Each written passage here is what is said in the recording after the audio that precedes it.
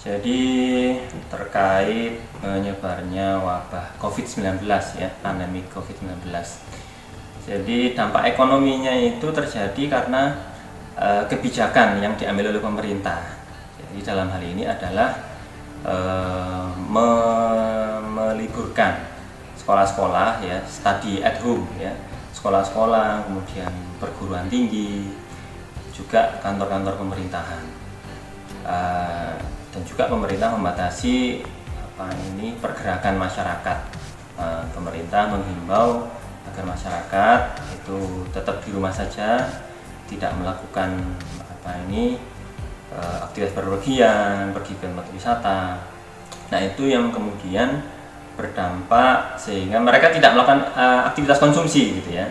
Jadi produk-produk yang dipasarkan oleh UKM gitu ya, ini kan utamanya dipasarkan di sekitar tempat-tempat pendidikan ya, di sekitar kantor-kantor pemerintahan, kemudian yang biasanya dipasarkan di tempat-tempat wisata.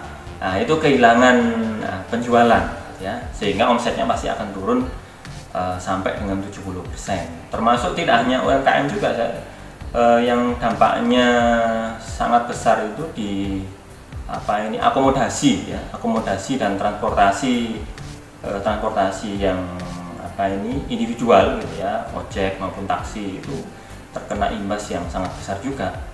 Jadi ini sebuah dampak yang pastinya sudah diperkirakan oleh pemerintah, tapi karena adanya wabah COVID-19 ini itu kebijakan yang memang harus diambil gitu ya. Dengan kemarin kan dari Pak Jokowi atau pemerintah pusat kan meluncurkan beberapa program-program. Pertama terkait sembako 200.000, ya. Terus dengan kredit, dan beberapa program yang lain yang ditujuan untuk, dan salah satunya PHK juga, katanya di PHK nanti akan diberikan bantuan. Ya. Nah, stimulus-stimulus seperti itu apakah berdampak terhadap masyarakat atau seperti apa, Pak? Itu akan sangat membantu di tengah-tengah kondisi seperti ini. Jadi kalau kita lihat satu persatu yang terdampak itu kan nanti akan ada beberapa pihak gitu ya. Yang pertama adalah golongan rumah tangga dengan pendapatan menengah ke bawah gitu ya, yang istilahnya itu kerja hari ini untuk makan hari ini. Nah, itu yang biasanya jualan makanan, jualan jajanan gitu ya. Kemudian yang ojek online itu kan kerja hari ini untuk makan hari ini.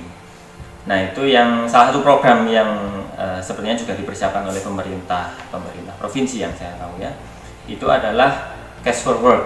Jadi beliau-beliau ini akan diberikan pekerjaan, entah itu dalam bentuk melakukan disinfektan ya, melakukan penyemprotan di daerah-daerah yang ditengarai beresiko wabah COVID gitu ya, sehingga mereka mendapatkan penghasilan pengganti dari situ. Nah, kemudian yang untuk masyarakat menengah ke bawah, termasuk pembagian sembako tadi yang senilai 200.000 itu ya, itu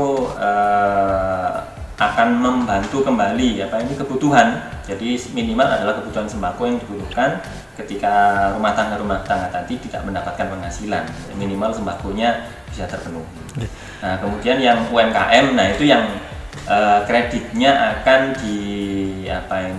diberikan kemudahan agar mengangsur kreditnya itu bisa di masa yang akan datang.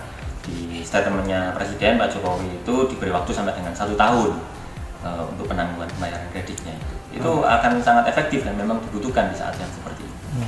Lalu terkait juga dengan secara makro, Pak ya, iya. Kan kita melihat bahwa dolar ini kan juga naiknya tajam, iya. Bahkan menembus sampai 16.800 kalau salah, iya. Yang terakhir itu.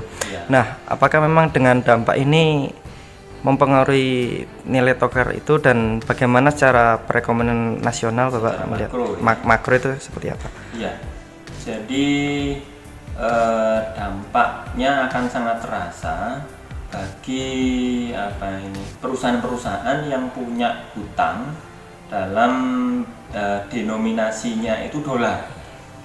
Nah, kalau misalkan sebelumnya itu 14.000 ya, rupiah sebelumnya 14.200 sekian. itu sudah bisa mendapatkan $1. Sekarang perusahaan-perusahaan itu harus punya 16.000 untuk bisa mendapatkan $1 itu, sehingga biaya yang ditanggung oleh perusahaan-perusahaan akan semakin besar ya, termasuk juga hutang pemerintah. Jadi untuk hutang-hutang pemerintah yang jatuh tempo pada periode saat ini, itu beban pemerintah menjadi lebih besar karena nilai tukar yang melemah tadi, nilai tukar rupiah melemah. Nah, salah satu keuntungan nilai tukar yang melemah itu kan biasanya gitu ya, dalam kondisi normal adalah akan mendorong penguatan ekspor. Tapi itu dalam kondisi normal ya.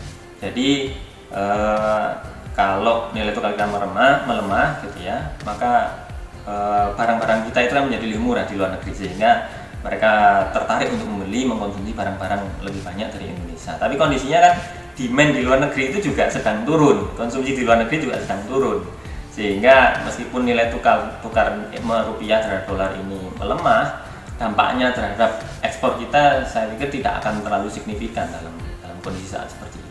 Ini terkait solusi dan saran mungkin dari Bapak terkait untuk pemerintah dan mungkin masyarakat juga yang mungkin merasakan dampak ini seperti apa? Ya, jadi selain ada penurunan daya beli gitu ya, yang itu akhirnya berdampak produksi UMKM itu menurun gitu ya, ada pergeseran konsumsi gitu ya.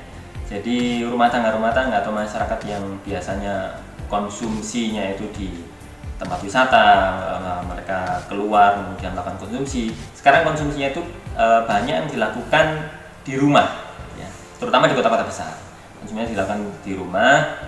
Nah, pengusaha-pengusaha UMKM salah satunya itu bisa mulai menggeser, melakukan shifting agar bisa menjangkau gitu ya, menjangkau produknya itu bisa menjangkau masyarakat yang saat ini stay di rumah, agar setidaknya bisa survive selama periode pembatasan mobilitas ini, kebijakan physical distancing yang dilakukan oleh pemerintah.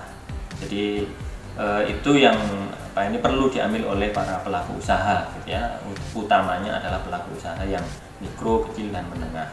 Jadi menggeser aktivitas distribusinya, pemasarannya agar bisa menjangkau masyarakat, orang-orang yang sekarang ini posisinya di rumah.